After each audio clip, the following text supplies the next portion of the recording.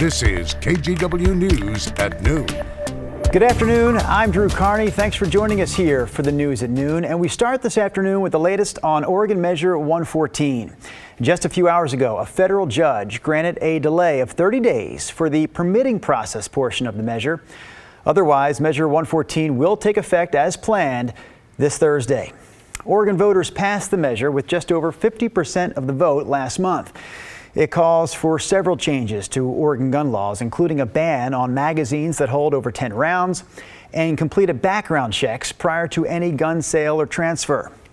It also requires people get a permit issued by local law enforcement before purchasing a gun. But a few days ago, the Oregon Department of Justice said the state wouldn't be ready to implement that portion of the measure by this Thursday. And then just yesterday, we heard from the head of the State Association of Police Chiefs, who said police departments and sheriff's offices in Oregon needed more time to draw up the permit process. What's the uniformed application look like? It needs to look the same. And as of today, we have not fully decided or even really vetted an application. Again, Measure 30 will still take effect on Thursday, but based on the federal judge's ruling today, Oregonians will have another 30 days before a permit is required to buy a gun. The Oregon Attorney General, meanwhile, is cracking down on an Illinois-based company over phone calls and flyers about extended car warranties. Consumer complaints were really the driver behind this crackdown, so we're going to tell you more about it here. The state of Oregon started investigating this company, again out of Illinois, after it got more than a dozen local complaints. According to the Department of Justice, the company, called Endurance Warranty Service, sent hundreds of thousands of deceptive mailers to people in Oregon between 2016 and 2019. In some cases, Endurance pretended to know when someone's car warranty had expired or was about to expire. KGW talked with a Hillsborough man who was given an offer because of his car's make and model, but the 76-year-old told us he's never actually owned a car. I'm not sure if I'm targeted or if I'm just a random selection that happens to be an old guy, but I can understand why they might target seniors. During this investigation, Endurance Warranty Service did stop sending out mailers, but the Illinois-based company did not respond to our request for comments. As part of a settlement deal with the Oregon Department of Justice, they're now banned from making unwanted sales calls in Oregon for the next 5 years. And they were also fined just over $500,000. This next story is about a project that leaders in Oregon and Washington have been talking about for decades: how to best replace the I-5 bridge connecting the two states. Some people living on Hayden Island say that they're worried about the impact that the current proposal for the bridge would have on them. Christelle Coonway was at a community meeting last night and brings us this update. The project to replace the aging interstate bridge is now in year 3.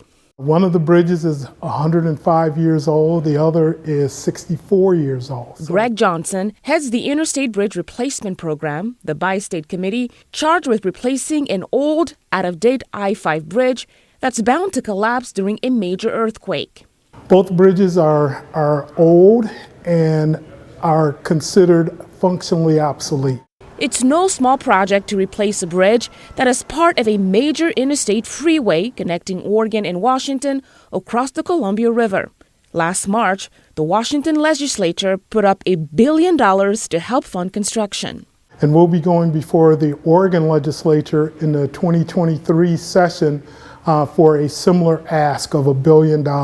Hey, government, take a beat, take a pause. Let's rethink this before it goes to the Oregon legislature. Befriend is part of the Hayden Island Neighborhood Network. We're really concerned about how it's going to impact the livability of the island, economic, access-wise, physically, our commute times. The group held a meeting Monday night to share their thoughts on the project with others in the community.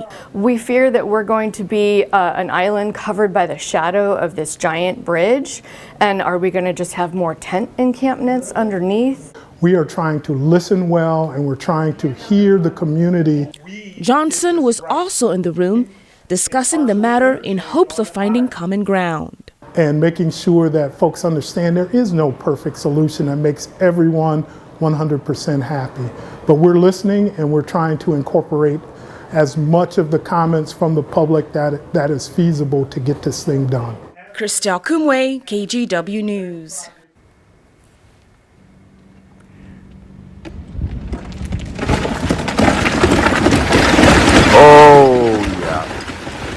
We were waiting for that reaction there to start this next story. This is actually some new video from Highway 30 as crews continue to clean up that landslide there. The landslide happened last week, and crews continue to try to get the highway back open and fully functioning again. The slide shut down a section of the highway about 20 miles east of Astoria. They were able to open up one lane over the weekend, but that one lane will only stay open at nighttime because during the day they want to keep all the lanes shut down. This is between 8 a.m. and 4 p.m. so the cleanup crews can work more safely. If you are driving there through Highway 30 during that stretch or across that stretch, it's about 4 miles long. If you're driving there over the night, they say that flaggers will be out. ODOT expects delays to happen at least for the next several days. All right, next story this morning, Chris, is your story. We're talking about the weather here. Oh, yeah, and I was going to say, for any drivers heading that direction, you probably consider that it's generally off limits right at this point. You might want to take 2 up through Washington or try one of the other Oregon passes like Highway 26. Right now, there is some light rain falling in that area, by the way, of that slide, and we have a couple of very light rain sprinkles falling beneath that thick cloud deck here that's over Portland, Vancouver, and pretty much a big chunk of western Oregon and Washington at this noon hour. Here's a live look at the Oregon coast from Astoria, and you can see the slate gray sky and what looks like maybe even a little bit of light rain or drizzle falling there. We'll switch gears. It's not all gloom and doom. It is a bright bluebird day up in the mountains. Check out this live shot from Timberline. There's not a cloud in the sky. That is a deep, bright, fresh white snowpack. And by the way, we're going to add a whole lot more to that coming up in my 7-day forecast, but not today. All right, here's what it looks like right now from our Rose City sky camera. Slate gray sky, it's 41. There has been a couple of drizzle drops here and there, and that will likely be the case through the rest of the day.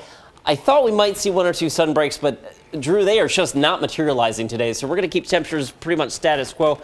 Sunset, 427. 2 more weeks until the days start getting a little bit longer, Drew. 427 for the sunset, though. Yeah, we are definitely in that stretch of the darkest days of the year, Chris, no doubt about it.